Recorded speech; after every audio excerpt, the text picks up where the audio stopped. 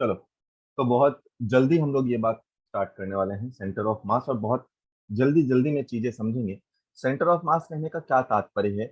ये एक ऐसा पॉइंट हो सकता है, ये एक ऐसा पॉइंट है, मैं समझा रहा हूँ, बस लिखा कुछ नहीं रहा हूँ, थ्योरेटिकल बातें ना के बराबर। ये एक ऐसा पॉइंट है जहां पर entire mass of the body is supposed to be concentrated. मतलब सपोज अगर ये पेंसिल है तो इसका पूरे का मास किसी एक पॉइंट पे आप मान सकते हैं, उस उसको हम लोग क्या बोलेंगे? सेंटर ऑफ मास बोलेंगे। ठीक है, अच्छा, उस पॉइंट को हम लोग बोलेंगे सेंटर ऑफ मास।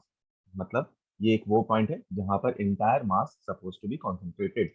क्या ये mass all the mass suppose to be concentrated. की पॉइंट में लिख देता हूँ, all the mass suppose to be concentrated.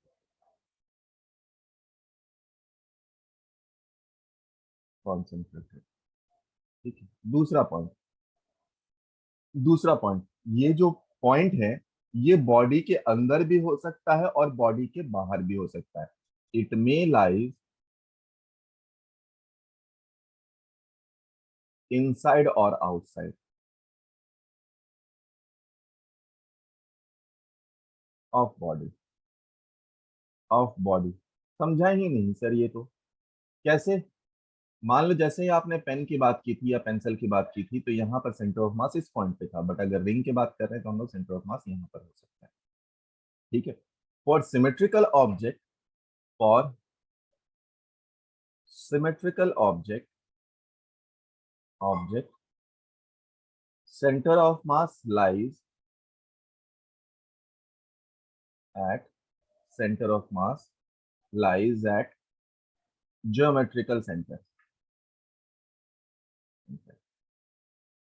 ठीक है, बस इतना ही हम लोग इसमें थ्योरी में पढ़ेंगे। अब इसके रिलेटेड सवाल वगैरह स्टार्ट करते हैं। देखो बेटा, अगर मान लो एक्स एक्सिस में अपने को सेंटर ऑफ मास निकालना है, ये हमारा ओरिजिन है, ये कोई पॉइंट x1 है, ये कोई पॉइंट x2 है, ये कोई पॉइंट x3 है, ये कोई पॉइंट x4 है। तो इसके लिए सेंटर ऑफ मास किधर आएगा? इसका सेंटर ऑफ एक्स एक्सिस पे मासेस हैं, तो सेंटर ऑफ मास भी तो एक्स एक्सिस पे ही होगा। ये सब क्या है? यहाँ पर पॉइंट मासेस है, यहाँ पर पॉइंट मासेस है। पॉइंट मास, एक छोटू सा बिंदु पे सारा का सारा मास कॉन्सेंट्रेटेड है, ऐसा मान रहे हम लोग। तो इसको हम लोग क्या लिख सकते हैं? इसको centre of mass in x direction लिख सकते हैं। तो आप क्या लिख सकते हैं इसको? Summation of M I X I upon summation of M I. Sir ये तो देखने में बहुत डरावना लग रहा, नहीं, ये है m1 x1 plus m2 x2 plus m3 x3 so on divided by m1 plus m2 plus m3। Similarly Y axis में अगर हो तो हम लोग लिख सकते हैं, वाई एक्सिस में अगर हो तो हम लोग लिख सकते हैं। उस टाइम पे क्या लिखेंगे? Y centre of mass is equal to summation of M I Y I upon summation of M I. बिल्कुल सही, आप समझ रहे हैं कि same m1 y1 m2 y2 लिखते चले जाएंगे। ठीक है, मान लीजिए कोई जनरल पॉइंट रख लिया, तो इसको इसके बाद वो भी हम लोग कर लेते हैं। चलो इसको कॉपी कर लो जितना कॉपी करना है, फिर हम लोग उस पर भी बात करते हैं। देखो बेटा, अब सेंटर ऑफ मास को क्वेश्चन के रूप में करने का ट्राई करते हैं हम लोग। मान लीजिए यहाँ पर मासेस दे दी गई हैं, मासेस दे दी गई हैं। सपोज यहाँ का इस ट्रायंगल लेमिना जो है हमारा, इसका जो लंबाई है, सपोज 2 मीटर का लेंथ दे दिया है, सारे जितने भी साइड्स हैं उनको 2 मीटर बता दिया गया है। यहाँ का मास 2 kg रख दिया गया, यहाँ का मास 3 kg रखा गया, और यहाँ का मास 4 kg रखा गया। तो आपको बताना है अब इस केस का सेंटर ऑफ मास कहाँ होगा, जल्दी बताएं। दूसरा केस ये भी पॉसिबल है, दूसरा केस ये भी पॉसिबल है कि यहाँ पर कुछ भी केस रखो, कोई दिक्कत वाली बात नहीं। यहाँ पे मान लो सभी साइड सेम ही रख देते हैं, चलो 2-2 मीटर के साइड रख देते हैं। यहाँ पे वापस से रख देते हैं 2 kg, यहाँ पे रख देते हैं 3 kg, यहाँ पे रख देते हैं 4 kg, यहाँ पे रख देते हैं 5 kg। केजी में है सभी। इसका भी सेंटर ऑफ मास अपने को निकालना है, फटाफट ट्राई करते हैं, जल्दी ट्राई करें। कभी भी ऐसे सवाल अपने को करने होते हैं, सबसे बढ़िया बात है कि आप एक काम कर सकते हैं, इस पे ऑरिजिन लाकर रख दीजिए हमेशा, किसी पे भी ऑरिजिन रख सकते हैं। यहाँ से बस अपने को चीजें थोड़ी देखने में आसान हो जाती हैं। तो अगर मैं m1 का कोऑर्डिनेट लिखूं, सभी का कोऑर्डिनेट अपने को लिखना होता है, तो m1 का कोऑर्डिनेट अगर लिखा जाए तो m1 का पहले मास लिख दीजिए, वो है m, जो कि 2 kg के बराबर है, 2 kg के बराबर है। और इसका x1 y1 दोनों की 0 है वैल्यू। ठीक है, आइए m2 की बात करें तो वो है 3 kg, 3 kg। इसका अगर x1 का बात किया जाए तो वो है कितना, 2 मीटर के बराबर, y1 का बात किया जाए तो वो है 0। अगर हम लोग m3 की बात करें, m3 की बात करें, m3 कहाँ पर है, ऊपर है, m3 कहाँ पर है, ऊपर है, 4 kg के बराबर है मास उसका। और इसका अगर x कोऑर्डिनेट लिया जाए तो ये 2 का आधे में है, मतलब 1 है। ये वाला पोर्शन अपने को निकालना है। देखो बेटा, ये 60 डिग्री है, ये 60 डिग्री है। तो अगर अपने पास ये 60 डिग्री है तो हम लोग साइन थीटा कैसे निकाल सकते हैं, या टेन थीटा से आप निकाल सकते हैं। हम लोग क्या बोल सकते हैं, मैं इधर लिख दे रहा हूँ, टेन 60 डिग्री, टेन 60 डिग्री ये है 1, इज इक्वल टू, इसको x लिख देता हूँ, ये है क्या, x डिवाइडेड बाई 1। यानी 1060 की वैल्यू कितनी है, 1060 की वैल्यू √3 है, यानी x यहाँ पर y2 की वैल्यू या y3 की वैल्यू कितनी आ गई, √3 के बराबर है। अपने पास ये हो गया। अब ये पता चल गया तो x सेंटर ऑफ मास निकाल दो, वो कितने के बराबर आएगा, m1 x1 वो तो 0 हो जाएगा, प्लस m2 h2 जो हो जाएगा कितना, 3 × 6 के बराबर हो जाएगा, 3 × 2 यानी 6 के बराबर हो जाएगा बाद में, प्लस इसके लिए कितना लिख देंगे आप, 4 × 1 के बराबर हो जाएगा, m3x3 divided by sum of the mass. Sum of the mass कितना हो गया, 4 3 7 2 9 के बराबर। इसको सिंप्लीफाई कर लेंगे। Similarly Y centre of mass आप निकाल सकते हैं। पहला 0 हो जाएगा, दूसरा भी 0 हो जाएगा, तीसरा हो जाएगा 4 √3 divided by sum of the mass, अभी भी कितना हो जाएगा, 5 4 9 के बराबर हो जाएगा। तो यहाँ से हम लोग इसको निकाल सकते हैं। सेम वे आप दूसरे वाले को भी सॉल्व कर सकते हैं। इसके लिए भी चाहे लिखें तो लिखना स्टार्ट करते हैं, 1 2 3 4 सब कुछ लिखते हैं हम लोग। m1 की वैल्यू कितनी है, यहाँ पर 2 है, इसका x1 0 है, y1 भी 0 है, सब कुछ 0 है। m2 की वैल्यू 3 है, x2 की वैल्यू 2 है, y2 तो इसका 0 है, y2 0 है, y2 0 है। अगर m3 की बात करें, अगर m3 की बात करें, अगर m3 की बात करें तो उसकी वैल्यू है 4 kg, 4 kg।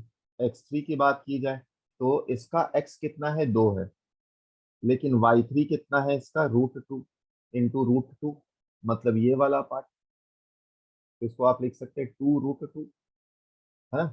एक्चुअली में हो जाएगा कितना, ये 4 + 4 तो 8 होगा, 8 का 2 √2 आप निकाल सकते हैं। आगे अब m4, m4 की वैल्यू 5 है, और y4 की वैल्यू तो कितनी है हमारे पास, यहाँ पर 2 के बराबर ही है। x4 भी हमारे पास 0। तो x सेंटर ऑफ मास आप निकाल सकते हैं। कितना निकाल सकते हैं, m1 x1 plus m2 x2 plus m3 x3 divided by sum of the mass plus m4 divided by sum of the mass निकाल सकते हैं आप। सिमिलरली आप बाई सेंटर ऑफ मास भी निकाल सकते हैं सेम फॉर्मूले से। पुट करिएगा, आंसर आपका आ जाएगा। देखो बेटा, ये कुछ सेंटर ऑफ मास अपने को लगभग याद करने पड़ते हैं। टोटल अगर देखा जाए, टोटल अगर देखा जाए तो ये नंबर्स, रॉड के लिए L/2, रिंग के लिए अगर देखा जाए, सेमी सर्कुलर रिंग है ना। अगर पूरा रिंग होता तो सेंटर पे होता उसके, बट सेमी सर्कुलर रिंग है तो 2r/पाई। अगर डिस्क है, ये डिस्क पे कितने हाइट पे है, 4r/3 पाई। हॉलो स्फेयर अगर देखना है तो हॉलो स्फेयर के लिए r/2। सॉलिड स्फेयर अगर देखना है तो ये 3r/8। ट्राइंगल को अगर देखना है, ट्राइंगल के लिए जो कि ट्राइंगुलर लैमिना है तो h/3।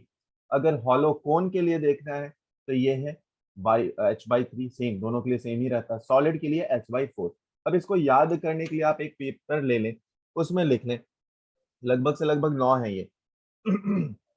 इसमें भी 3 4 तो बहुत सिंपल है, बस 2 3 थोड़े डिफिकल्ट होते हैं, तो उसको आप 5 बार लिखें और मेमोराइज करने का लिखें, याद करें, लिखें, याद करें, हो जाएगा। एक पेपर पे लिख लीजिए, ज्यादा काम आएगा। ऑलराइट, तो जल्दी से इसे कॉपी कर लीजिए।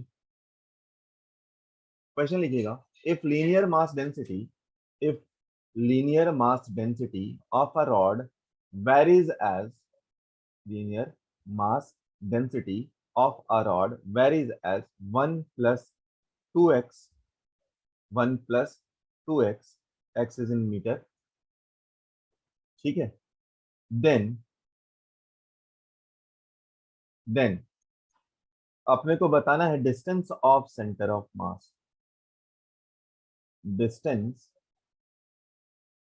Of centre of mass for a metre rod,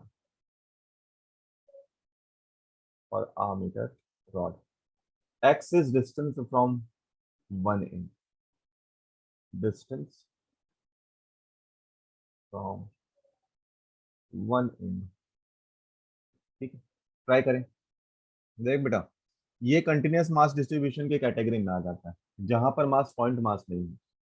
तो अपने पास क्या था, याद करो। अगर अपने पास थोड़ा सा याद करें आप, तो एक्स सेंटर ऑफ मास को हम लोग क्या लिखे थे, एक्स सेंटर ऑफ मास को हम लोग लिखे थे, इसको लिखे थे हम लोग summation of MIXI divided by summation of MI, यही था। अब अगर इसको हम लोग और थोड़ा सा देखें बेटा, इसको क्या लिखा जा सकता है, integration of x times dm divided by integration of dm, continuous mass के लिए। अच्छा, तो dm क्या होगा बेटा, अपने पास लैम्डा है, लैम्डा क्या होता है, मास पर यूनिट लेंथ, यानी अगर हमें dm निकालना है तो क्या करना होगा, लैम्डा इंटू dx करना होगा, ठीक है। तो चलो लैम्डा इंटू dx करते हैं और इंटीग्रेशन करते हैं। तो यहां पर लिखा जाए तो क्या हो जाएगा, ये x lambda plus 2x lambda lambda into dx, चलो उसके बाद फिर आ जाते हैं, lambda into dx divided by, यहाँ आया lambda into dx, lambda into dx। अच्छा, अब लैम्डा की वैल्यूज को रख दिया जाए, तो एक्स सेंटर ऑफ मास को अगर हम लोग निकाल रहे हैं तो ये है x, यहाँ पर है 1 + 2x, इंटीग्रेशन कहाँ से कहाँ तक, 0 से 1, क्योंकि अ मीटर रॉड बोला, यहाँ से क्या था, सिर्फ लैम्डा dx, यानी कि ये लिख सकते हैं आप 1 + 2x dx, 0 से लेकर 1। इसको और सिंप्लीफाई करें तो ऊपर वाले को हम लोग लिख सकते हैं x + 2 × x² dx, इसको लिख सकते हैं, इसको तो वही रहने देना चाहिए, 2x dx। अब इसको आप इंटीग्रेट करें तो कितना आ जाएगा, ये x² / 2, ये आ जाएगा 2 × x² / 3, x³ / 3 डिवाइडेड बाई, यहाँ पर आ जाएगा x² / 2, यहाँ पे आ जाएगा x, सॉरी सॉरी इधर दिख रहा है x, उसके बाद आ जाएगा x²/2, तो यहाँ पे आ जाएगा x, जब इसको इंटीग्रेट करेंगे उसके बाद आ जाएगा 2 × x²/2, ये 2 तो कैंसिल आउट हो जाएगा। सभी में वैल्यूज अपने को रखनी है तो रख दो, 0 से लेकर 1 तक, 0 से लेकर 1 तक वैल्यूज रख दीजिए, यहाँ भी रख दीजिए 0 से लेकर 1 तक। अब इसको सिंप्लीफाई करें तो ऊपर आ जाएगा कितना हमारे पास, 1/2, उसके बाद कितना आ जाएगा, 2/3, नीचे आ जाएगा 1 + 1, ठीक है। जब आप वैल्यूज रखेंगे, इसको और सिंप्लीफाई करते हैं तो नीचे आ रहा है हमारे पास 6, इधर आ जा रहा 3, इधर आ जा रहा 4, तो 7/, यहाँ पे 6 और इंटू 2 12, ये हो जाएगा हमारा आंसर, ये हो जाएगा सेंटर ऑफ मास का एक्सप्रेशन, ठीक है। अगर अब हमें वापस से सेंटर ऑफ मास निकालने बोला जाए तो हमारे पास एक रिंग है। देखो बेटा, इसके लिए ना हमेशा एक वर्ड यूज किया जाता है, लेमिनार ऑब्जेक्ट। लेमिनार ऑब्जेक्ट का मतलब क्या है, सपोज ये पेपर है तो इसके 2 डायमेंशन के कंपैरिजन में तीसरा डायमेंशन बहुत कम है, मतलब जब थिकनेस बहुत कम हो तब हम लोग लेमिनार ऑब्जेक्ट की बात करते हैं। अच्छा, तो ये लेमिनार अगर ऑब्जेक्ट है हमारे पास, ये लेमिनार ऑब्जेक्ट है, इसके लिए हमारे पास ये रिंग है। मान लिया इस रिंग का कुछ मास, देखो उसको भी बताता हूँ, रुक जाओ, पहले रिंग कंप्लीट कर लेते हैं, पहले रिंग कंप्लीट कर लेते हैं, ठीक। आइए, तो लेमिनार ऑब्जेक्ट के लिए अगर आप देखें, लेमिनार ऑब्जेक्ट के लिए, स्पेशली लेमिनार ऑब्जेक्ट के लिए, ऑब्जेक्ट, तो देखो बेटा, मास किसके प्रोपोर्शनल हो सकता है, मास डायरेक्टली प्रोपोर्शनल टू एरिया हो सकता है, अगर ये जो ऑब्जेक्ट है ये इसका जो मास डेंसिटी बोला जाए या एरियल डेंसिटी बोला जाए, यहाँ पर सिग्मा वो कांस्टेंट हो, तो अगर सिग्मा कांस्टेंट है, मास पर यूनिट एरिया कांस्टेंट है, तो मास डायरेक्टली प्रोपोर्शनल टू एरिया हो सकता है। बस फिर क्या था, अगर आपको सेंटर ऑफ मास निकालना है, एक्स के लिए, तो आप क्या लिख सकते हैं, m1 की जगह पे क्या लिख सकते हैं आप, m1 की जगह पे क्या लिख सकते हैं, a1 plus a2 divided by a1 plus a2।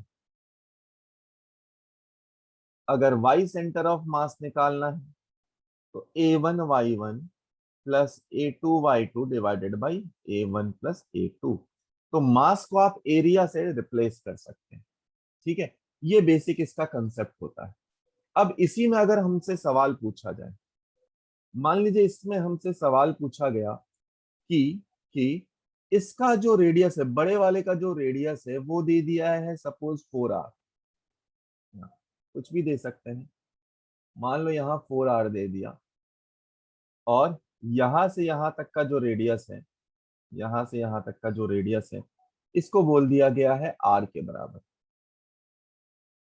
इसको बोल दिया गया है r के बराबर, ठीक है।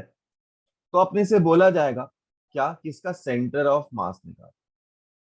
अगर इस वाले पार्ट को रिमूव कर दिया गया है, मतलब इसे कट कर दिया गया है, इतना वाला जो पोर्शन है इसे कट करके निकाल दिया गया है, तो centre of mass of the remaining portion. तो देखो कई बार अगर आसान सवाल पूछने हैं तो आपसे क्या क्या पूछा जा सकता है इसमें, अगर आसान सवाल पूछने तो बोल सकता है क्या, ये है ओ, ये है ए, ये है बी, ये है सी, ये है डी, तो बोलेगा सेंटर ऑफ मास किधर शिफ्ट हो गया।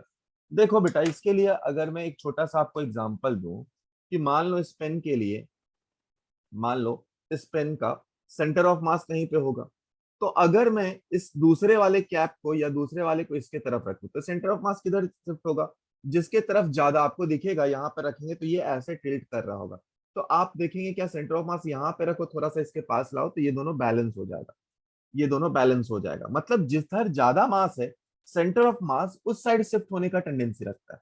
तो सबसे पहली बात अगर बोला जाए कि सेंटर ऑफ मास कहाँ शिफ्ट हो गया, तो भाई साहब वो ओडी के बीच में कहीं पे आएगा, ओए में आएगा नहीं, यहाँ पे मास कम है, ओ बी और ओ सी वो तो सिमेट्रिकल ही है, तो ओडी की तरफ शिफ्ट होगा। तो अपने को यहाँ पहले वाले केस में जो क्वेश्चन है, यहाँ सेंटर ऑफ मास कहाँ पर है ये फाइंड करना, ट्राई करिए। ये सवाल देखें, इसमें बोल रहा है एक सर्कल है, सर्कल से एक स्फेयर को हम लोग कट किया, एक पोर्शन को हम लोगों ने कट किया, तो इतने पोर्शन को कट कर दिया है आपने, इस सर्कल से एक पोर्शन को आपने कट कर दिया, और कट करके इसको इसके ऊपर रख दिया गया है, मतलब यहाँ पर इसे पेस्ट किया गया है सेम सर्कल को, आपको इसका सेंटर ऑफ मास बताना है, फटाफट ट्राई करें। चलो देखो, जिनका नहीं आया, जिनका आया फटाफट देखना स्टार्ट करते हैं। मान लें हमारे पास 3 सर्कल है, 1 2 3, 1 2 3। सबसे पहले क्या किया गया, बड़े वाले सर्कल का निकाल लो फटाक से। तो बड़े वाले सर्कल का अगर हम लोग सेंटर ऑफ मास निकले, पहले उसके, ये लेमिनार ऑब्जेक्ट है, लेमिनार ऑब्जेक्ट के हम लोग क्या कर सकते हैं, एरिया से बता सकते हैं। तो पहला एरिया आप कितना लिखेंगे, पहला एरिया πr² है। इसका सेंटर ऑफ मास कहाँ पे है, इसका centre of mass X and Y दोनों जीरो है, दोनों जीरो है। दूसरा हम लोग मान लेते हैं सेकंड वाले को, तो सेकंड वाले से मास को रिमूव किया गया, इसका रेडियस कितना होगा, इसका रेडियस कितना होगा, r/2 होगा। तो चलो अब इसको हम लोग सिंप्लीफाई करें, तो अगर मैं a2 लिखता हूं तो वो उसको कितना लिख सकते हैं, -πr² अपॉन 4, r/2 का होल स्क्वायर, मतलब -a/2, ये आ गया। अगर इसका -a/2 है, इसका कोऑर्डिनेट्स देखो कहाँ पे, ये किस एक्सिस पे लाई हो रहा है, एक्स एक्सिस पे ही इसका सेंटर लाई हो रहा है। तो x2 की वैल्यू कितनी हो जाएगी हमारे लिए, x2 की वैल्यू हमारे लिए आ जाएगी r/2, यहां से यहां तक कितना है बेटा, r/2 है, तो इसको आप लिख सकते हैं क्या, r/2, 0, y की वैल्यू 0 है।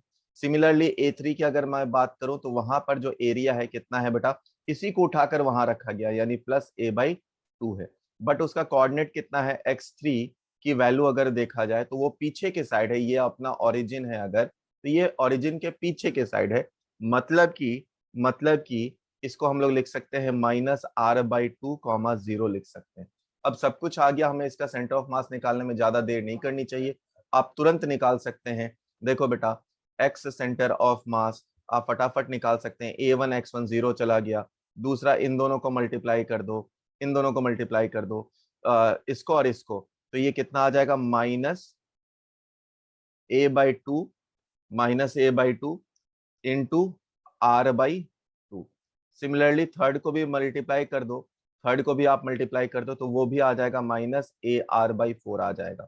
नीचे अगर आप सिंप्लीफाई करें तो ये a आ जाएगा।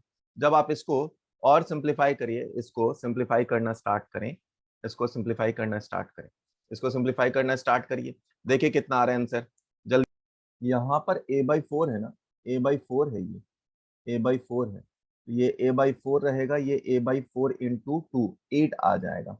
इसको सिंप्लीफाई करो, a कट जा रहा जहां तक मुझे दिख रहा है, ऊपर से आ रहा 2 times a into R divided by 8, यानी कि आंसर a नीचे रहेगा, a कट जाएगा, मतलब फाइनल आंसर आएगा अपना -r/4।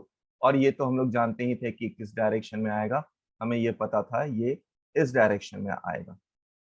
ठीक है, यहाँ पर कहीं होगा r/4 पे, r/2 इधर है, ये r/4 पे आएगा। चलिए दूसरे सवाल पे हम लोग आते हैं। दूसरे सवाल पे मैं सवाल पढ़ देता हूँ, आप ट्राई करिए, आपके पास 30 सेकंड का समय रहेगा। एक प्रोजेक्टाइल है जिसको फायर किया जाता है, सर्टेन स्पीड, और स्पीड की वैल्यू दी गई है, स्पीड की वैल्यू जो कि v है वो दिया गया है 100 मीटर पर second at an angle of 37 degree above the horizontal. Highest point पे प्रोजेक्टाइल दो फ्रेगमेंट में टूट जाता है, एक टूटता है 1:3 में टूटता है, जो स्मॉलर वन है वो रुक जाता है। Find the distance from the launching point where the heavier particle land. ये अपने को बताना है कि जो भारी वाला वस्तु है हमारे पास या पार्टिकल है वो कितनी दूरी पर लॉन्चिंग पॉइंट से गिरेगा, वो बताना है आपको। जल्दी ट्राई करें। चलो, अपने पास प्रोजेक्टाइल पता होना चाहिए, थोड़ा सा प्रोजेक्टाइल का कंसेप्ट। तो यहाँ से ये भाई साहब फेंके गए हैं, यहाँ से ये भाई साहब फेंके गए हैं, ये जाता है ऊपर में, ये टूट जाता है, और जो छोटू पार्टिकल है वो टूट के डायरेक्टली इसकी वेलोसिटी नीचे हो जाएगी, तो ये सीधा नीचे गिरेगा।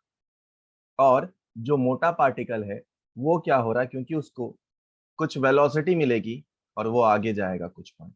तो यहाँ से यहाँ तक का मान लीजिए अगर हमारे पास रेंज है, ये है रेंज, तो यहाँ पे गिरेगा कहीं बड़ा वाला पार्टिकल और यहाँ पर गिरेगा कहीं छोटा वाला पार्टिकल। अब देखो इसका जो कंसेप्ट होता है, इसका जो कंसेप्ट होता है कि अगर एफ नेट जीरो है, एफ नेट जीरो है in the explosion of bomb, तो path of center of mass should remain change, path of center of mass should remain change unchanged। ठीक, चलिए, तो पाथ अनचेंज्ड रहेगा। हाँ, सेंटर ऑफ मास का path unchange रहेगा, मतलब इसका सेंटर ऑफ मास यहाँ होना चाहिए, यहाँ पे आना चाहिए, ये सेंटर ऑफ मास का पार्टिकल होना चाहिए। Centre of mass launching point से कितने डिस्टेंस पे है, रेंज पे, तो रेंज हमें निकालने आना चाहिए। उसकी वैल्यू आप क्या लिख सकते हैं, u² sin theta into cos theta into 2 upon upon G के बराबर। अब साइन थीटा कॉस थीटा कैसे निकालेंगे सर, 37 डिग्री दिया है हमारे पास, तो ये है कितना होता है 3 4 5, ये है 37 डिग्री और ये है 53 डिग्री। तो आप लिखना स्टार्ट कर दीजिए और अपना आंसर आ जाएगा। तो रेंज की वैल्यू अगर मैं लिखूं तो ये है 100 into 100 into sine 37 is 4/, sine 37 is 3/5, cos 37 is 4/5, तो मैं दोनों लिख देता हूँ, इंटू 4/5 इंटू 2, 5 5 से 1 चला गया 4 से, यहाँ पे आया 10, 10 ने इसको उड़ा दिया। तो रेंज की वैल्यू देखो कितनी हो जाएगी, ये हो जाएगी 4 4 16 और 16 16 इंटू 6 96, यानी 960 मीटर हो जाएगा। ये किसका होगा, सेंटर ऑफ मास का। अब सेंटर ऑफ मास यहाँ पर है हमारे पास, एक पार्टिकल यहाँ है जिसका मास को आप x ले लेते हैं, इसका मास को आप 3x ले सकते हैं। तो आप क्या लिख सकते हैं, centre of mass is equal to x x इंटू r/2 रेंज/2 प्लस प्लस 3x इंटू कोई डिस्टेंस ले लेते हैं हम लोग s, वही निकालना है अपने को, डिवाइडेड बाई 4x, और एक्स सेंटर ऑफ मास की वैल्यू कितनी है हमारे पास, जो सेंटर ऑफ मास है उसकी वैल्यू कितनी है, वो है हमारे पास 9960 के बराबर। तो यहां से सब कुछ कैंसिल आउट हो जाएगा और आपको एस निकालना है। तो यहां से सिंप्लीफाई करें एस, तो ये लगभग 1120 के बराबर आ जाएगा। सिंप्लीफाई करिए, ये 1120, इसको इधर मल्टीप्लाई कर देना, इसको इधर ले जाना, सिंप्लीफाई करना है, 1120 मीटर आसपास आ जाएगा। यही होगा अपना आंसर। ये रिंग दिया है हमारे पास और एक डिस्क दिया है। रिंग का मास दिया है हमारे पास m और डिस्क का मास दिया है हमारे पास कितना, 2m। दोनों का रेडियस सेम है, दोनों का रेडियस सेम है। अब दोनों का रेडियस सेम है हमारे पास, अगर रेडियस सेम हो गया तो आपको बताना है क्या, इस कॉम्बिनेशन का सेंटर ऑफ मास बताना है। देखो बेटा, इसमें मास और इसका मास दोनों, ये मास है, ये 2m मास है, दोनों का रेडियस सेम दिया है। अपने को पता है यहां से इसका सेंटर ऑफ मास अगर देखा जाए तो डिस्क के केस में जो सेंटर ऑफ मास होता है वो कितना होता है आपको पता होना चाहिए, और रिंग के केस में कितना होता है। तो डिस्क के केस में होता है 4r/3π, डिस्क के केस में होता है हमारे पास कितना, 2r/π। अच्छा, तो लिखते हैं, इसको 1 ले लेते हैं, इसको 2 ले लेते हैं मान लो। तो आप क्या लिख सकते हैं, और x1 को आप लिख सकते हैं -2r/π। सिमिलरली आप m2 को लिख सकते हैं 2m, और m2 को लिख सकते हैं 2m, और x2 को लिख सकते हैं 4r/3π। इसका अगर अब हम लोग सेंटर ऑफ मास निकालें तो इसका सेंटर ऑफ मास कितना आएगा, दोनों को मल्टीप्लाई कर दो, -m × 2r/π प्लस यहां पर कितना आ जाएगा बेटा, ये आ जाएगा हमारे पास 2m × 4r/3π, और divided by sum of the mass कितने के बराबर हो गया, 3m के बराबर हो गया। सम ऑफ द मास कितने के बराबर हो गया, 3m के बराबर हो गया। अच्छा, अगर ये बात है हमारे पास तो इसको एलसीएम ले लो जरा। इसको अगर मैं एलसीएम लूं तो 3 से ऊपर 3 से नीचे मल्टीप्लाई कर देता हूँ, ठीक है। तो कितना आ जाएगा, एम एम हर जगह से कैंसिल आउट हो जाएगा।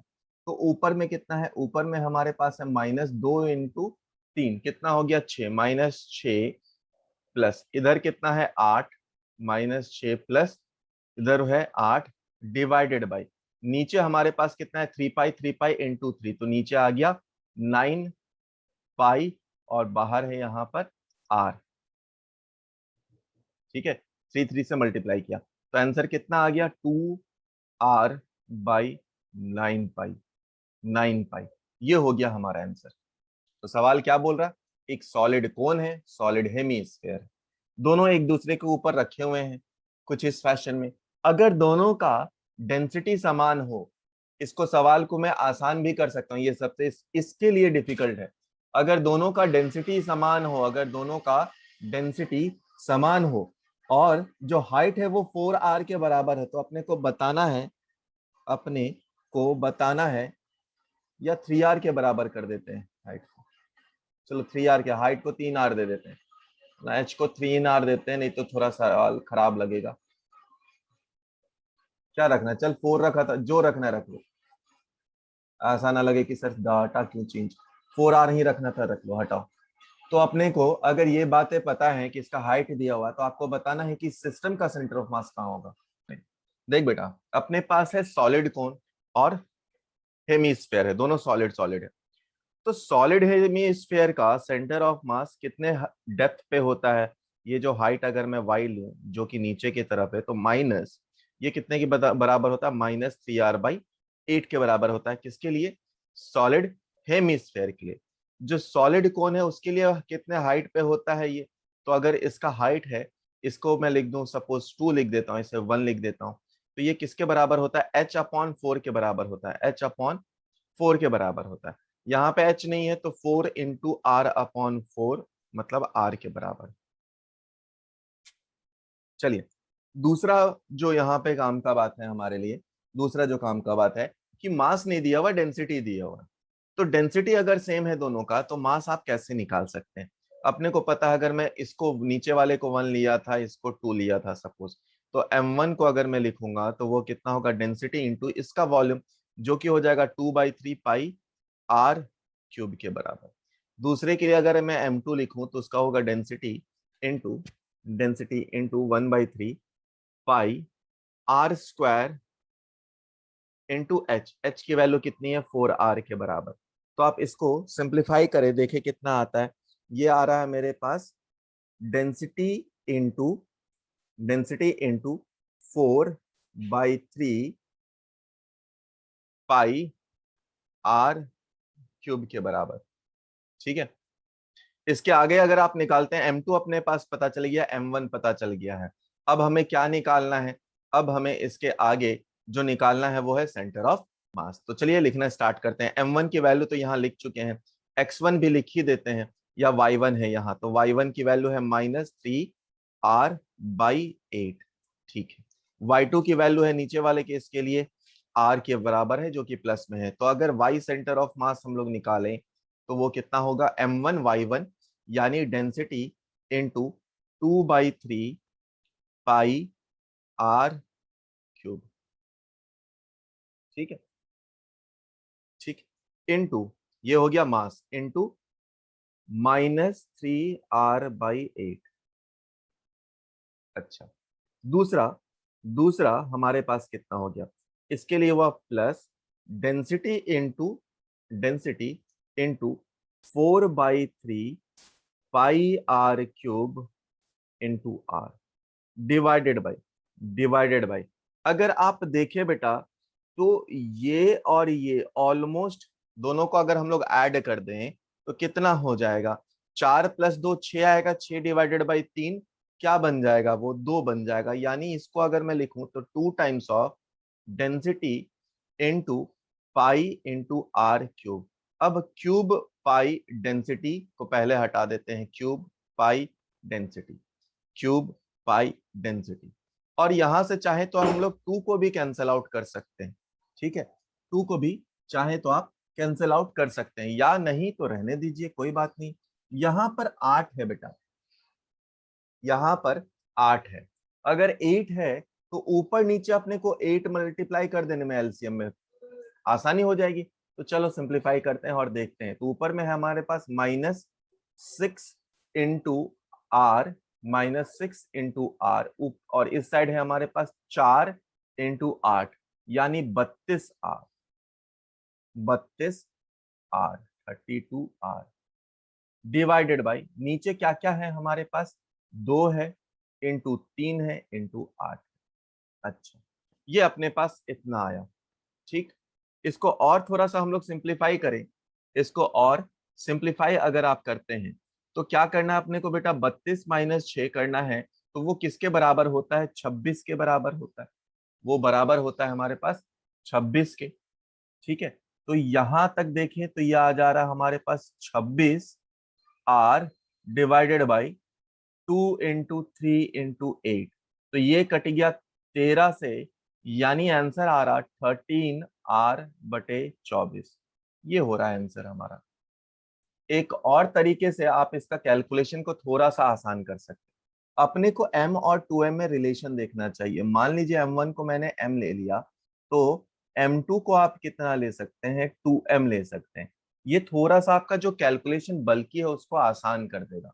मतलब आप चाहें तो कितना लिख सकते हैं, y centre of mass is equal to m into -3r/8, और दूसरा को क्या लिख सकते हैं आप, 2m into R divided by 3m। ठीक है, अब ये 8 है तो डिवाइड बाई 8 कर दो, इधर भी मल्टीप्लाई बाई 8 कर दो। तो आपको क्या दिख रहा होगा बेटा, ऊपर दिखेगा m सब जगह से कैंसल आउट हो जाएगा। ऊपर में आ रहा -3 और इधर आ रहा 16, तो -3r plus 16r divided by 3 × 8। तो अगेन आपसे जो आंसर आएगा वो उतना ही आ रहा 13r/24। बस इस बार कैलकुलेशन थोड़ा सा सिंपल लगेगा, आप इतना ही अंतर होगा। पहले वाले का अगर याद करना हो आपको तो क्या बोल रहा है, प्लैंक है। एक मैन है जो कि क्या कर रहा, किसी यूनिफॉर्म प्लैंक जिसका लेंथ एल दिया है इस पे रहा है। इस प्लैंक का मास है m, आदमी यहाँ पर खड़ा है जिसका मास है स्मॉल m।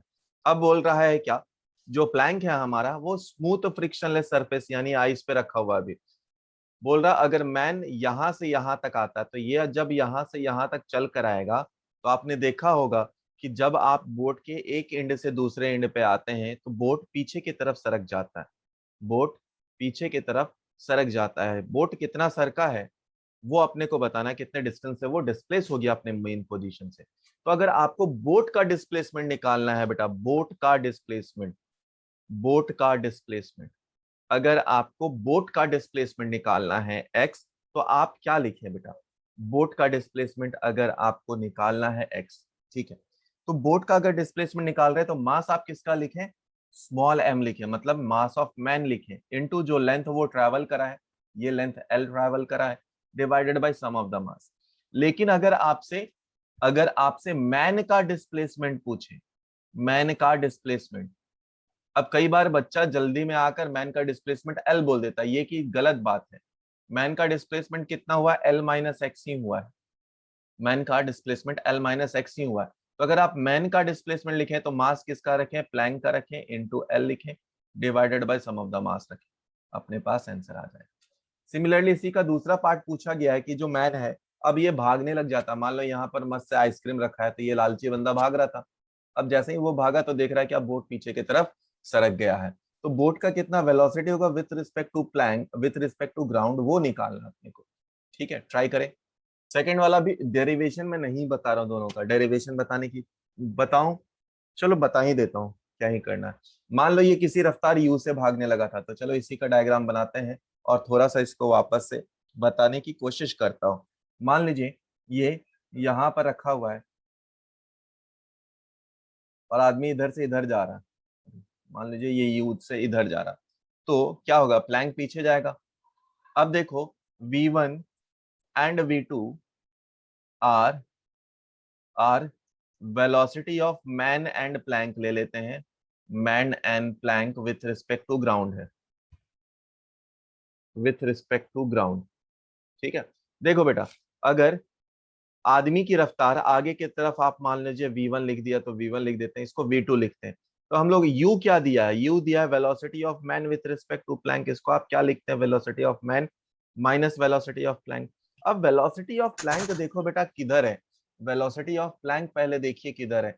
ये है u, ये है आगे की तरफ, यानी पॉजिटिव साइड लिया है मैंने, तो ये है v1 my minus minus of v2।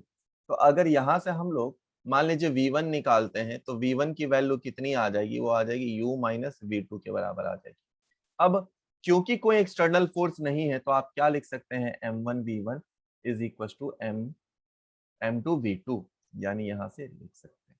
अच्छा, तो v2 आपको निकालना है, पुट कर दीजिए, वैल्यूज आपके पास आ जाएगा। तो यहाँ पे आप क्या लिख सकते हैं? Small m into U minus V two is equal to capital M into V two. यानी फिर से देखो बेटा, अगर मैं v2 निकालूं, वेलोसिटी ऑफ प्लैंक निकाल रहा हूं, तो क्या निकलेगा? वो निकलेगा mass of the man into U divided by m plus m। Similarly अगर velocity of man with respect to ground पूछा जाता तो आप क्या लिखते? किसका मास लिखते? Capital M into U divided by capital M plus small m, यानी प्लैंक का लिखते हैं, अपोजिट लिख रहे हैं हम लोग। ठीक है, ये केस में जिसमें कि डिस्टेंस वगैरह दिए हुए हैं, प्लेट है, स्क्वायर प्लेट है जिसका साइड है 2 m मीटर और ये साइड है 2 मीटर, ऊपर का प्लेट 1 मीटर, इधर का प्लेट 1 मीटर, तो इसको आपको बताना है कि इसका सेंटर ऑफ मास कहाँ पर है, ये बताना है आपको। ट्राई करिए। देखो बेटा, हम लोग वापस से दो मटेरियल ले लेते हैं, इसको ले लेते हैं 1 और इसको ले लेते हैं 2। जो 1 का सेंटर ऑफ मास है वो कहीं यहाँ पर है और ये डिस्टेंस कितना होगा? 1,5 पे होगा, ये होगा। जो 2 है हमारा, इसका डिस्टेंस कहाँ पे होगा? कहीं यहाँ पर होगा और ये डिस्टेंस कितना है? हाफ। और और ये हमारा डिस्टेंस कितना होगा? इसका एक्स कोऑर्डिनेट तो हाफ हो गया क्योंकि यहाँ से यहाँ तक हाफ है। वाई कोऑर्डिनेट कितना हो गया? यहाँ से यहाँ तक था 1 और इसका जो ये वाला डिस्टेंस होगा वो होगा हाफ, यानी ये कोऑर्डिनेट हो जाएगा 3/2। अब ये अपने को पता चल गया तो आप लिख सकते हैं a1 की वैल्यू कितनी लिख सकते हैं बेटा? आप a1 की वैल्यू लिख सकते हैं 2 इंटू 1 यानी 2 के बराबर। अच्छा, x1 y1 लिखिए, इसका x1 की वैल्यू 1 है, y1 की वैल्यू 1/2 है। a2 की वैल्यू कितनी है बेटा? a2 की वैल्यू आप निकालें तो वो है 1 × 1 के बराबर, यानी 1 के बराबर। x1 की वैल्यू 1/2 के बराबर है और y1 x2 हो जाएगा ना, हाँ। y2 की वैल्यू 3/2 के बराबर, यानी आप x सेंटर ऑफ मास निकाल सकते हैं। आप x centre of mass directly लिख रहा हूं मैं, 2 × 1 और ये हो जाएगा 1 × 1/2 डिवाइडेड बाई 3, तो अपने पास निकाल लीजिए 5/6 दिख रहा है। y सेंटर ऑफ मास निकाल लीजिए, ये कितना है? 2 × 1/2 प्लस 1 × 3/2, ठीक है, divided by total sum of the mass, again यहाँ पर नीचे 3 है, तो y सेंटर ऑफ मास भी आ गया, x सेंटर ऑफ मास भी हो गया, आंसर यही हो गया। देखिए इस सवाल में अपने से बोल रहा है, इस सवाल में अपने से बोल रहा है, एक मैन है जिसका मास 60 kg का है, वो बोट बोट का मास दिया है 140, यानी स्मॉल m की वैल्यू हमारे पास और कैपिटल M की वैल्यू है हमारे पास, ठीक है, ये है हमारे पास। चलिए बहुत बढ़िया। अपने से क्या बोला गया? अपने से क्या बोला गया? जो आदमी है वो 20 मीटर दूरी पे है, यहां से 20 मीटर की दूरी पे है, ये है 20 मीटर की दूरी। अब ये वॉक करता है कितना? 1.5 मीटर 4 सेकंड में, कांस्टेंट स्पीड। तो टाइम कितना गया है? 4 सेकंड है। स्पीड या फिर यू की वैल्यू जो दी गई है 1.5 है। Then final distance of man from that shore. तो आप क्या करें? आप क्या करें? सीधा सबसे पहले क्या निकाल लीजिए आप? वेलोसिटी v1 निकाल लीजिए। तो अगर v1 हम लोग निकालें, v1 निकालें आदमी का, तो आदमी का जो वेलोसिटी है वो किसके बराबर होगा? मास ऑफ मैन इनटू वेलोसिटी, जो कि 1.2 डिवाइडेड बाय 140 प्लस 60, 140 प्लस 60। इसको सिंप्लीफाई करें तो ये हमारे पास आ रहा है 140 इंटू 1.5 का मतलब 3/2, यहां पर आया है हमारे पास 200। तो इससे ये चला जाएगा, इससे ये चला जाएगा 7 से, यानी 21/20 आ रहा है, 21/20 आ रहा है v1 की वैल्यू। अगर हम लोग बात करें कि कितना डिस्टेंस चला होगा इसका, यहां से यहां तक का डिस्टेंस कितना होगा अगर x निकाला जाए, तो वो किसके बराबर होगा बेटा? वो वेलोसिटी 1 इंटू टाइम के बराबर होगा। वो कितना है हमारे पास? तो ये है 7 इंटू 3 यानी 21 डिवाइडेड बाई 20 इंटू ये था वेलोसिटी इंटू 4, तो ये गया किससे? 5 से। तो 21/5 यानी कि 4.2 मीटर चला है।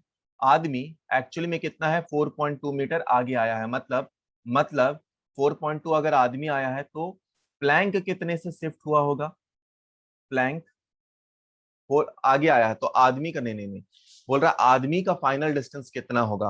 तो फाइनल डिस्टेंस जो आदमी का होगा वो कितना होगा? 20 था पहले, माइनस एक्स हो जाएगा, यानी 20 माइनस 4.2, 20 माइनस 4.2 यानी 15.8, 15.8 मीटर हो जाएगा। ये हो जाएगा हमारा आंसर। देखो जिनका नहीं आया, इसमें क्या बोल रहा है? हमारे पास जो बॉम्ब है वो प्रोजेक्ट किया जाता है ग्राउंड से किसी एंगल से, एट द मैक्सिमम हाइट पे ये एक्सप्लोड कर जाता है 2 फ्रेगमेंट में। अगर एक आकर रुकता है तो horizontal range of centre of मास क्या होता है? देखो बेटा सेंटर ऑफ मास बोला है, तो सेंटर ऑफ मास का रेंज तो हमेशा क्या रहेगा? वो क्या रहेगा? सेम ही रहेगा, क्योंकि पाथ ऑफ सेंटर ऑफ मास क्या होता है?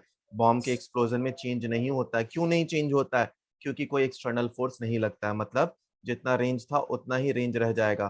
तो हमारे पास आंसर क्या हो गया? हमारे पास आंसर क्या हो गया? जितना रेंज था उतना ही रहेगा। तो रेंज आप लिख सकते हैं, उसके बाद निकालें, सब कुछ आ सकता है, रेंज के बराबर ही रह जाएगा, रेंज के बराबर रह जाएगा। रेंज क्या होता है अपने को पता है। आओ, टाइम नहीं लूंगा। आइए इस सवाल को देखें, इस सवाल को हम लोग सिंप्लीफाई करें जल्दी से, कि अपने पास अल्फा दिया है, सेंटर ऑफ मास निकालना है, तो अपने पास centre of mass continuous body के लिए अगर निकाला जाए तो वो कितना होता है? DM into x upon DM. इसको और हम लोग अगर सिंप्लीफाई करें, डीएम को आप क्या लिख सकते हैं? Lambda into X DX divided by lambda DX. इसको और सिंप्लीफाई किया जाए, लैम्डा को एक्स से मल्टीप्लाई कर दीजिए, तो ये कितना आ गया है? ये आया हमारे पास alpha into X plus beta into X square into D X upon यहाँ पे आया लैम्डा, नहीं alpha plus beta X D X, यही है हमारे पास।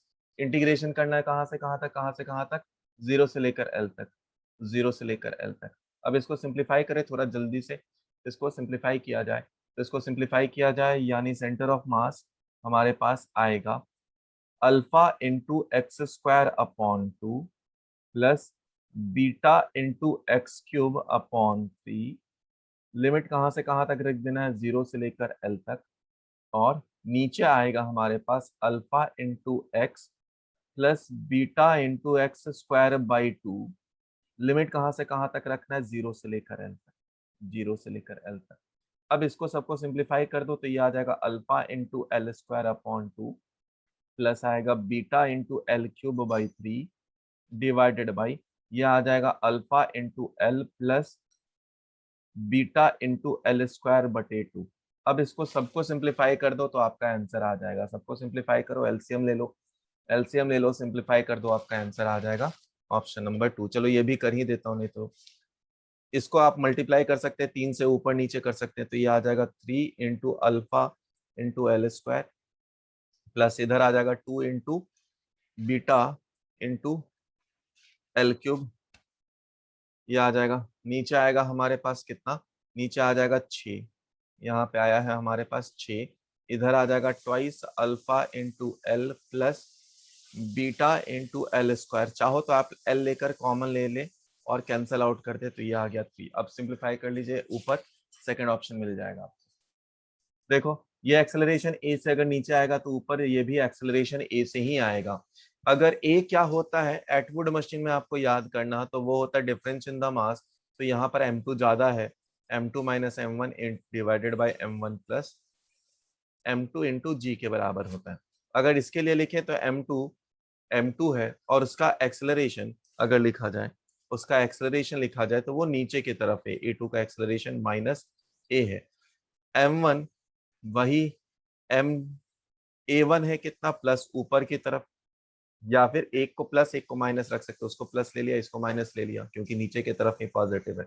अब बस आप इसे सिंप्लीफाई करिए, तो अगर इसका acceleration of the centre of mass आप निकाले तो क्या लिख सकते हैं, m1 a1 plus m2 a2 divided by sum of the mass divided by sum of the mass. बस आप पुट कर दीजिए वैल्यूज को, यहाँ पर पहले क्या था m, सबको वैल्यूज पुट कर दो।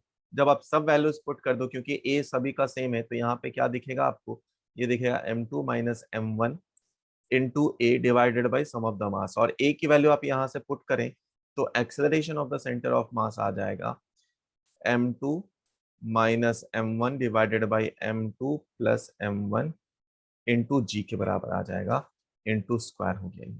ठीक है, ए की वैल्यू पुट कर दीजिए, यही हो जाएगा आपका आंसर। देखिए इस सवाल को अगर सिंप्लीफाई करना है अपने को, तो हमें याद होना चाहिए y is equal to M X plus C का कर्व कैसा होता है।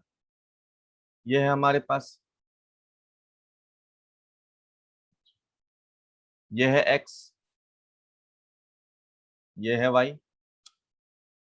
अब यहाँ से y is equal to M X plus C, तो इसका स्लोप कितना है, m की वैल्यू 1 है, यानी स्लोप की वैल्यू 45 डिग्री है, थीटा की वैल्यू 45 डिग्री है, और y इंटरसेप्ट 4 है। ठीक है, तो अगर लाइन हम लोग ड्रॉ करें तो y इंटरसेप्ट 4 और ये ऐसा लाइन होगा।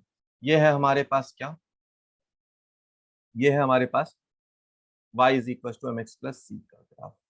ये पॉइंट है 4, ये एंगल है हमारे पास 45 डिग्री, ये एंगल भी हमारे पास है 45 डिग्री। अब इसी पे पार्टिकल आपका ट्रैवल कर रहा है, तो इसका मास है 5, इसकी स्पीड है 3√2, तो इसका वैल्यू कितना आ गया 15√2। और यहां से परपेंडिकुलर आपने ड्रॉप करा, यहां से परपेंडिकुलर ड्रॉप करा, यहां से आपने परपेंडिकुलर को ड्रॉप करा है। ये परपेंडिकुलर डिस्टेंस अपने को निकालना है, क्यों बेटा, क्योंकि एंगुलर मोमेंटम क्या होता है, linear momentum into R perpendicular distance. तो ये 4 है, ये 4 है हमारे पास, ये 45 डिग्री ही होगा क्योंकि ये 45 तो ये भी 45, तो ये यानी ये आर है हमारे पास। तो आर की वैल्यू क्या है, 4 cos 45, 4 cos 45। ठीक है, तो इसको लिख सकते हैं 4/√2, ये आ गया।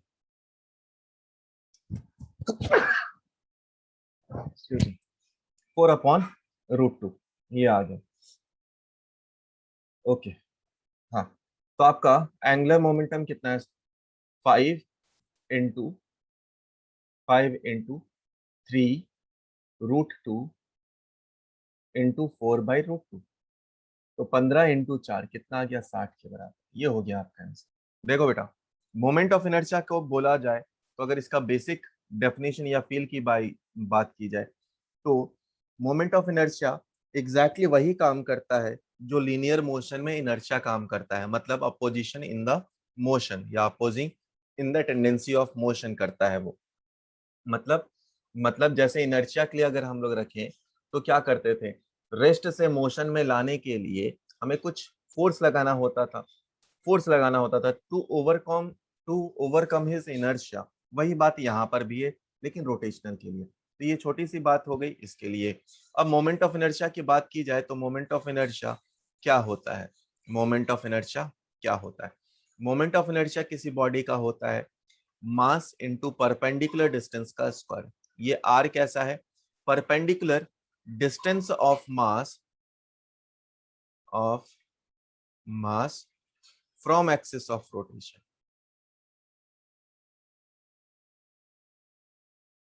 Rotation. Moment of inertia fix quantity है क्या?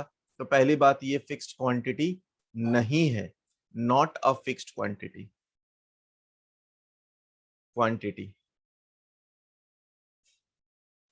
ये किस पे डिपेंड करता है? ये डिपेंड करता है, ये डिपेंड करता है किस पे? Orientation of axis,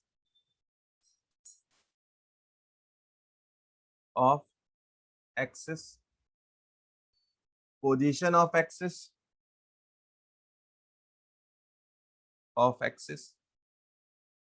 position of axis, shape and size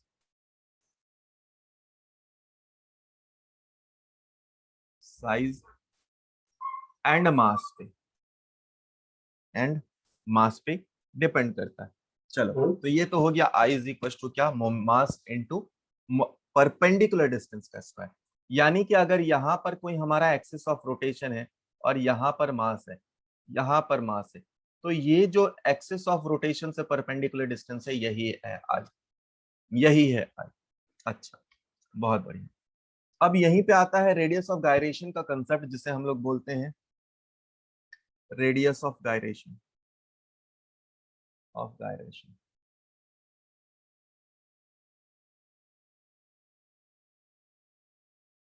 ये क्या होता है? मान लो बेटा यहां से यहां तक का ये कोई ऑब्जेक्ट है जिसका जिसका इस एक्सिस के अबाउट कोई मोमेंट ऑफ इनर्शिया है। तो अगर इस ऑब्जेक्ट का किसी एक्सिस के about moment of inertia I है, तो रेडियस ऑफ गायरेशन क्या बोलता है कि सेम एक्सिस से कितने डिस्टेंस पे आप एक सेम इक्विवेलेंट मास को रखें कि इसका मोमेंट ऑफ इनर्शिया किसके बराबर हो जाए? m² के बराबर हो जाए। अब ये ऑब्जेक्ट डिफरेंट डिफरेंट हो सकता है। क्या हो सकता है? ये स्फेयर हो सकते हैं, ये सर्कल हो सकते हैं, रॉड हो सकते हैं, कुछ भी हो सकते हैं। ठीक है, तो जो भी आपका सवाल दिया हो आप उससे मोमेंट ऑफ इनर्शिया निकालेंगे, उसको m² से बराबर करेंगे, तो k की वैल्यू आपको मिल जाएगी। आइए, इसमें दो तीन बातें और होती हैं। एक होता है पैरेलल एक्सिस थ्योरम, दूसरा होता है परपेंडिकुलर एक्सिस थ्योरम। सभी बता दे रहा हूं, फिर हम लोग एक साथ बात करेंगे। तो सबसे पहले अगर बात की जाए perpendicular axis theorem,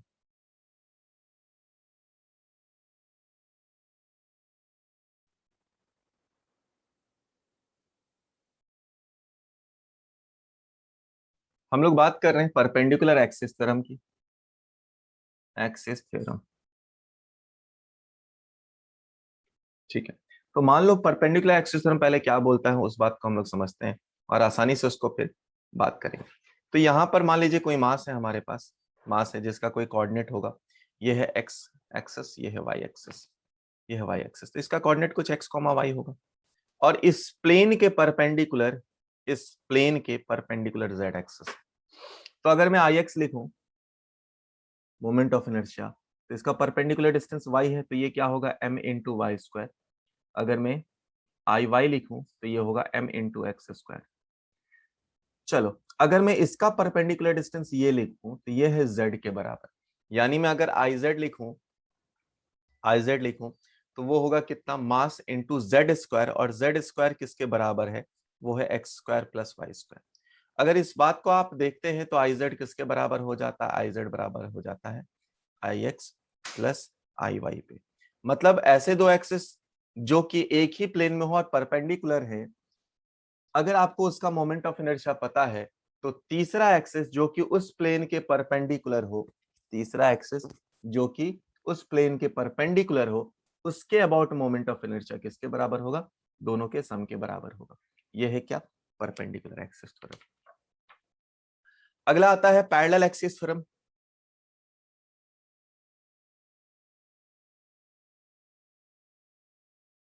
axis theorem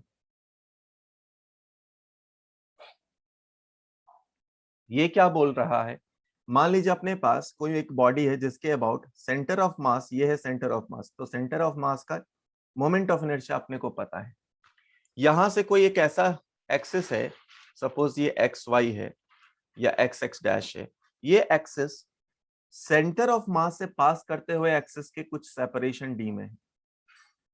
तो अगर आपको ये पता है, आपको सेंटर ऑफ मास से जो एक्सिस पास कर रहा, उसके अबाउट मोमेंट ऑफ इनर्शिया पता है, तो आप क्या लिख सकते हैं, I X dash is equal to, आप लिख सकते हैं moment of inertia about centre of mass वाला axis plus mass into perpendicular distance दोनों एक्सिस के बीच का स्क्वायर।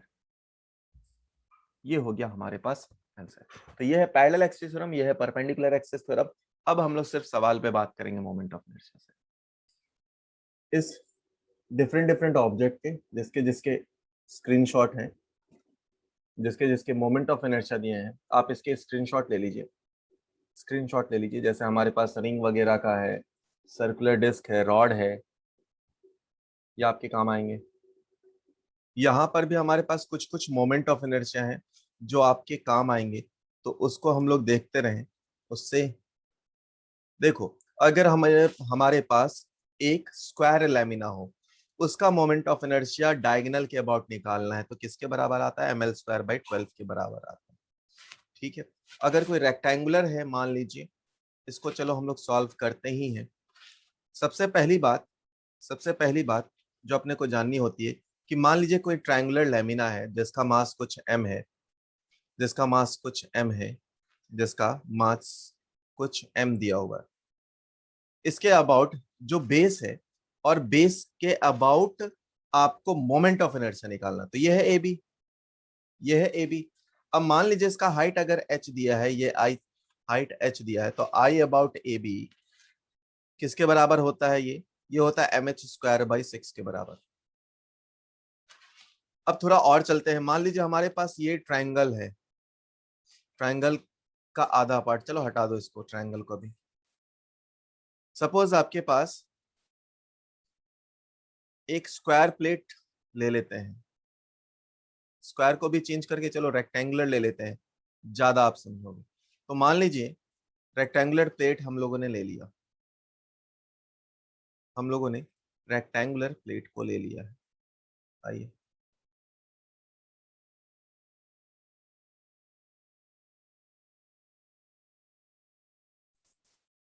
रेक्टेंगुलर प्लेट को ले लिया है, इसका साइड ये आपने एल लिया और ये साइड बी है। तो अगर हम लोग मास इसका भी दे दिया है एम, तो अगर आप आई वन सपोज निकाल रहे हैं या आई एक्स निकालते हैं, तो इसका परपेंडिकुलर डिस्टेंस क्या है, बी है। तो आई एक्स कितना आप लिख सकते हैं, एम बी स्क्वायर बटे 12 के बराबर। आप इधर इधर का क्या लिख सकते हैं, ये है एल, है ना, तो आप आई वाई को क्या लिख सकते हैं, एम एल स्क्वायर बाई 12 के बराबर 12 लिख सकते हैं। अब देखो बेटा, ये दोनों क्या है, एक्स एंड वाई एक्सेस है अपने पास, तो जेड एक्सेस कितना लिख सकते हैं, जेड एक्सेस कितना लिख सकते हैं, तो जेड जो होगा आई जेड, वो दोनों का सम होगा आई एक्स प्लस आई वाई के बराबर। मतलब वो कितने के बराबर होगा, वो होगा एम एल स्क्वायर बाई 6 के बराबर। ml²/6 के बराबर। इसी का एक एडवांस वर्जन लेते हैं, मान लीजिए आप स्क्वायर प्लेट ले लेते हैं, स्क्वायर प्लेट ले लेते हैं, तो ये भी L है, ये भी L है, मतलब इसके लिए भी कितना आ जाएगा ml²/12, ml²/12। अगर आप ये एक्सेस अब लेते हैं तो हमारे पास जो बाहर का Z है IZ, वो कितना होगा, IX + IY ही रहने देते हैं, X ये रहने देते हैं उसको, क्योंकि X और Y अलग अलग है ना, तो सही नहीं रहेगा। IZ इस केस में आ जाएगा ml²/6 के बराबर, क्योंकि L और B दोनों बराबर बराबर। ऊपर वाले केस के लिए अगर IZ निकालना होता तो यहाँ पे m/12 आता, इधर आता L² + B² आता, LB बराबर है तो लिख दिया। अब देखो बेटा, ये और ये एक्सिस दोनों बराबर थे। मान लीजिए हम लोग कोई दूसरा एक्सिस लेते हैं जो कि वापस से अगेन परपेंडिकुलर, तो ये जो डायगोनल वाले एक्सिस है, इसको मैं 3 ले लेता हूँ, इसको 4 ले लेता हूँ, ये दोनों भी एक दूसरे पे परपेंडिकुलर है, तो आप क्या बोल सकते हैं, I3 बराबर I4 अगर है तो वो किसके बराबर आ जाएगा, वो आ जाएगा ml²/12 के बराबर ही। क्यों? क्योंकि ml²/6 is equal to 2 times आप लिखेंगे ml²/6 is equal to 2 times of I3। कहां से लिख सकते हैं सर, यही वाला कौन सा थ्योरम, परपेंडिकुलर एक्सिस थ्योरम, तो वहां से I3 अपने पास निकल जाएगा। ठीक है,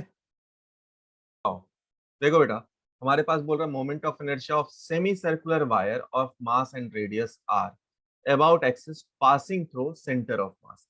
तो एक सेमी सर्कुलर वायर बना लिया, इसका सेंटर ऑफ मास के अबाउट अपने को चाहिए क्या, मोमेंट ऑफ इनर्शिया। अब अगर मोमेंट ऑफ इनर्शिया क्या सेंटर के अबाउट देखें किसी भी रिंग का, तो ये आई अपने को नोन है, कितना है, mr² है, ये हमें ऑलरेडी नोन है। तो यहाँ का एक्सिस पता है हमें, आई अबाउट सी लिख लेते हैं, सेंटर है, और ये आई अबाउट सेंटर ऑफ मास है, सेंटर ऑफ मास है। दोनों के बीच का ये डिस्टेंस कितना होता है ये हम लोग जानते हैं, ये y के बराबर होता है, और आज ही हम लोगों ने देखा 2r/π के बराबर होता है। तो हम लोग क्या लिख सकते हैं, IC इज इक्वल टू होता है I centre of mass plus m into y², है ना। ICUM निकालना है हमें, कितना है ये, mr² तो पहले ही है, माइनस हुआ m इंटू y की वैल्यू क्या है, 2r/π का होल स्क्वायर, यानी 4r²/π²। अगर इसको r सिंप्लीफाई करें तो mr² को कॉमन ले लिया, 1 - 4/π², ये आ गया आंसर। ठीक है, दूसरा ट्राई करें। चलो देखो दूसरे वाले को देखते हैं। एक सर्कुलर डिस्क है, moment of inertia about its diameter is I.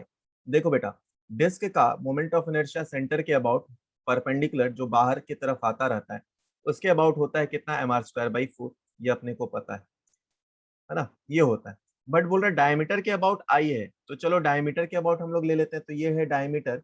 अब डायमीटर के अबाउट कितना होता है बेटा, डायमीटर सॉरी बाहर निकलता हुआ 2 होता है, डायमीटर के अबाउट हो जाता है। तो अगर इसको आई बोला जाए, अगर इसको आई बोला जाए, तो वो आई कितना है हमारे पास, वो है mr²/4, mr²/4।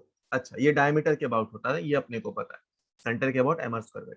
चलो, तो क्या बोल रहा है, it's moment of inertia about an axis parallel to the plane and passing through point on its ring. मान लो यहां से पास कर रहा है हमारा एक्सिस, तो ये है I1। I1 अगर हम लोग लेंगे तो किसके बराबर लिखें, parallel axis theorem, I centre of मास से ये भी पास कर रहा, plus mass into r²।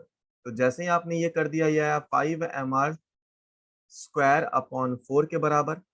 mr²/4 किसके बराबर है, आई के बराबर, यानी किसके बराबर आया ये, 5i के बराबर, थर्ड ऑप्शन। देखिए बेटा, इस सवाल में अपने पास बोल रहा है 9m का सर्कुलर डिस्क है, जिसमें से एक छोटे पोर्शन को कट करके निकाला गया है। तो अपने को बताना बाकी बचे हुए सिस्टम का मोमेंट ऑफ इनर्शिया कितना होगा सेंटर के अबाउट। तो अगर डिस्क 1 ले लेते हैं और ये 2 ले लेते हैं, इसको क्या लेंगे, नेगेटिव मास वाला कंसेप्ट लेंगे।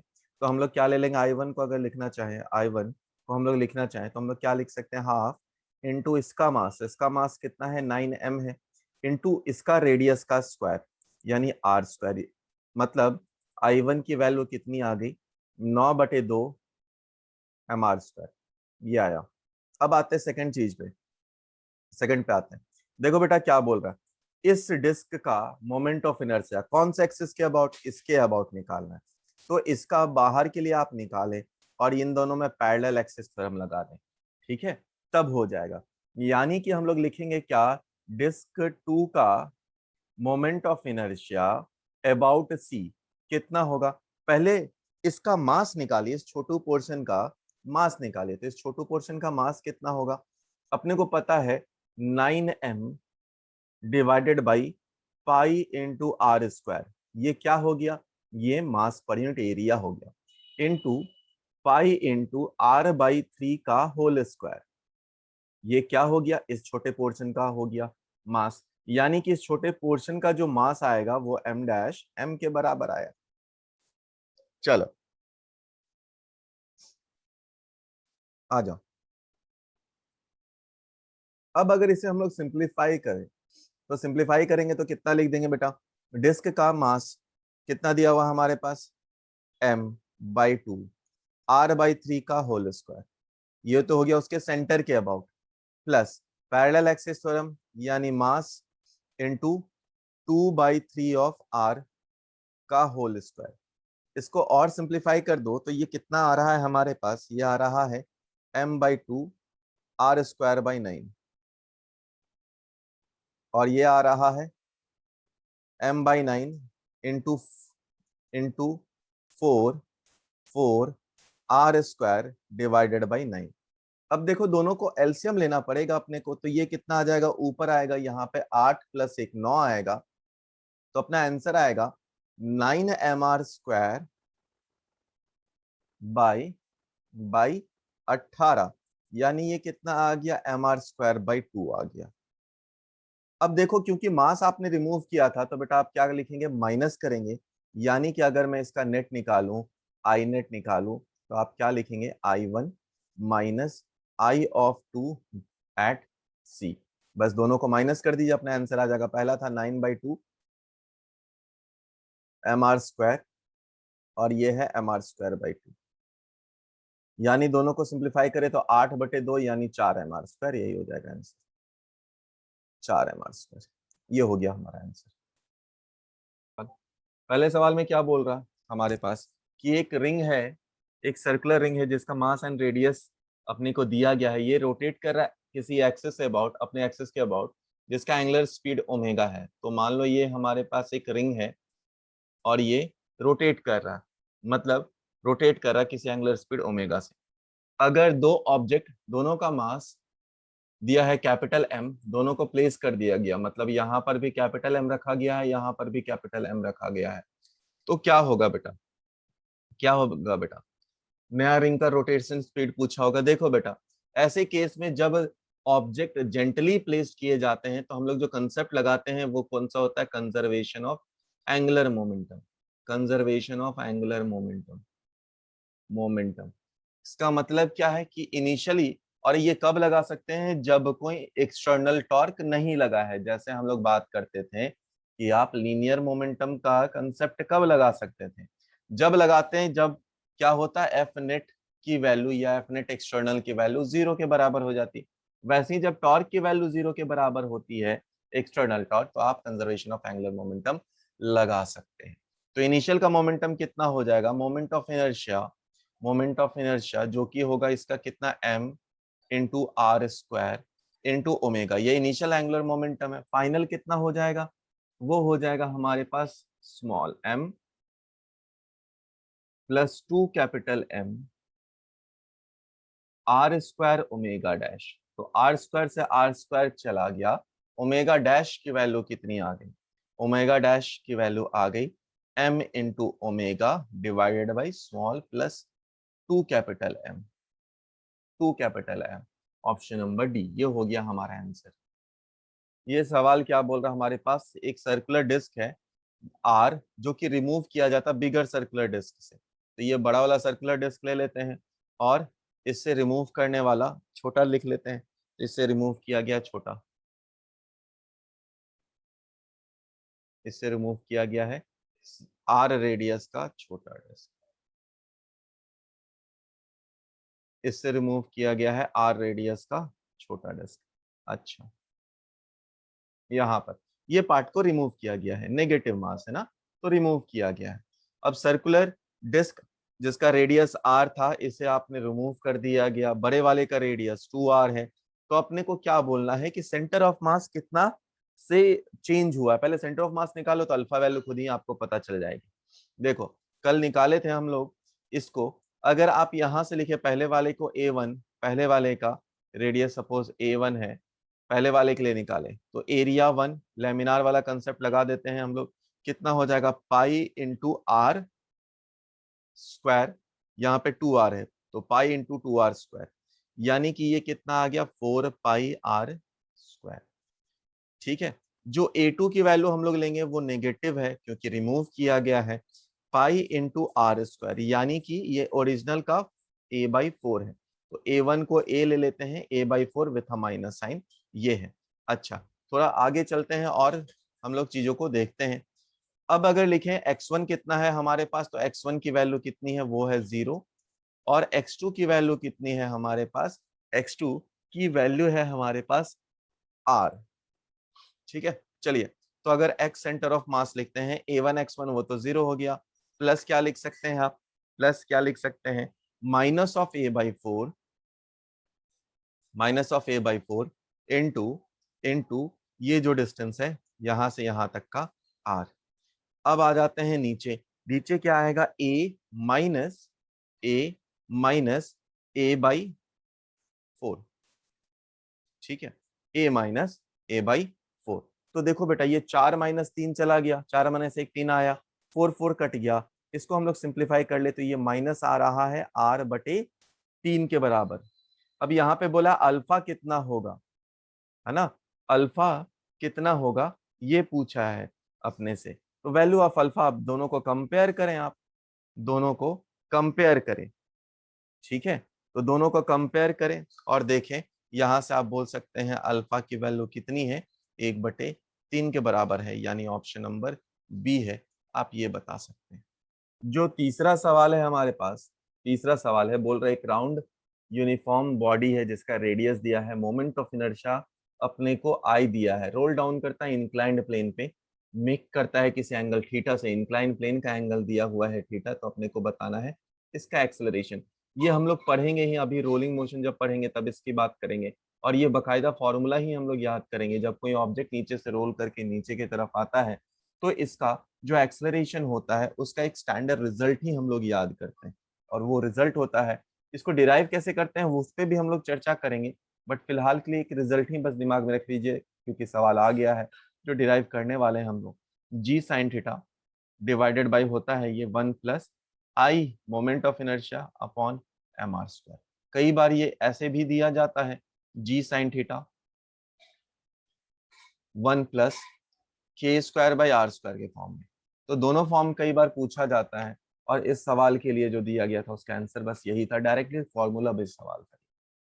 अगर आपको लास्ट क्लास याद हो, अगर आपको लास्ट क्लास याद हो तो उसमें हम लोग सॉलिड कोन के बारे में चर्चा करे थे, उसमें हम लोग सॉलिड कोन के बारे में चर्चा करे थे। क्या था सॉलिड कोन का, डायरेक्टली रिजल्ट हम लोगों ने याद किया है।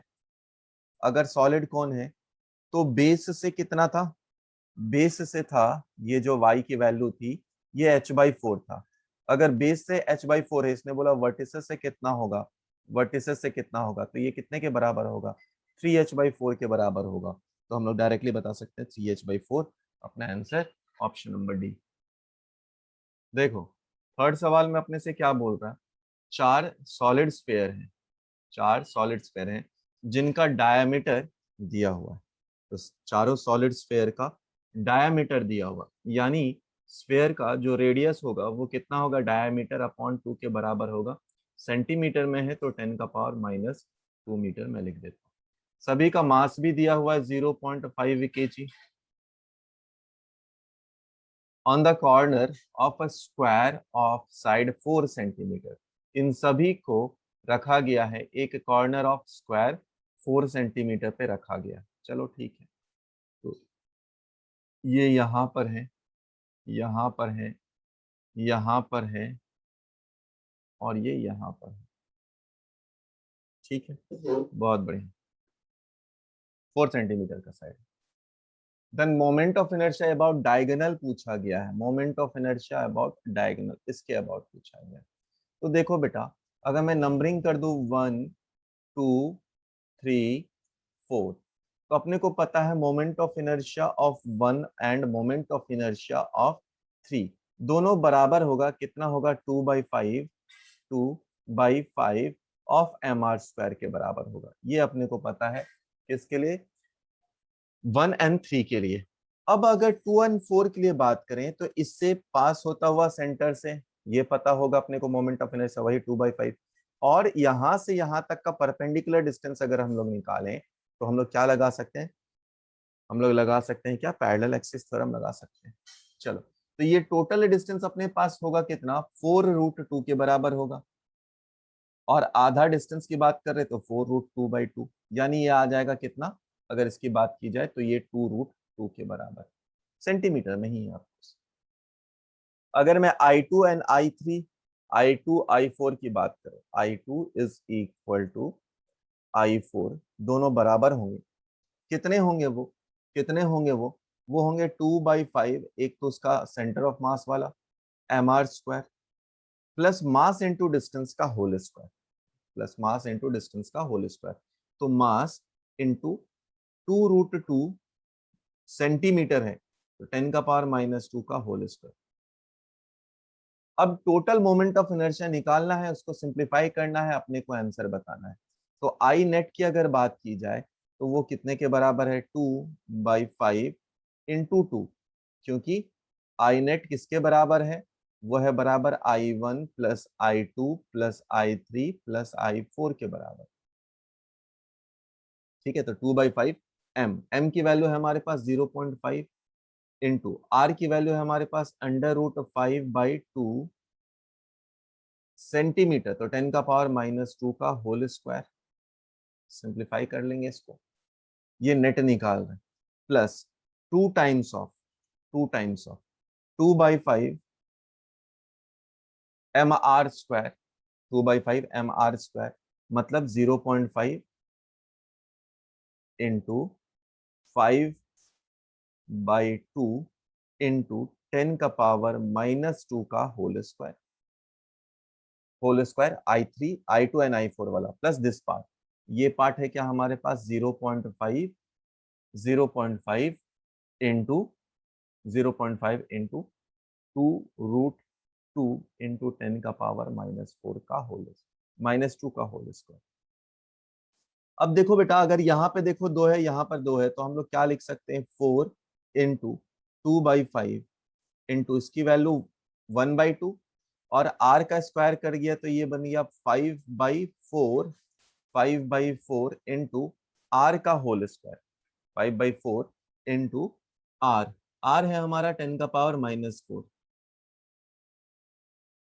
10⁻⁻4, ये अपने पास आ जाएगा। ठीक है, ये अपने पास आ जाएगा। अब दूसरे वाले को भी सिंप्लीफाई कर लो, इसको भी सिंप्लीफाई कर लो, तो ये आ जाएगा 1/2, इसकी वैल्यू आ जाएगी 4 इंटू 2 8 इंटू 10⁻⁻²। ठीक है, -4। अब इस सब को आप सिंप्लीफाई करें, सबको सिंप्लीफाई करें आप, सबको आप सिंप्लीफाई करें। जब सबको आप सिंप्लीफाई करेंगे, इनफैक्ट नीचे वाले को आप थोड़ा अच्छे से खुद ही कर लेना, नीचे वाले पार्ट को, इस पार्ट को आप इसके आगे सिंप्लीफाई करो। तब जब आप इसके आगे सिंप्लीफाई करोगे तो समथिंग इंटू 10⁻⁻4 के बराबर आएगा, 10⁻⁻4 कॉमन निकल आएगा। और जब आप उसको सिंप्लीफाई करेंगे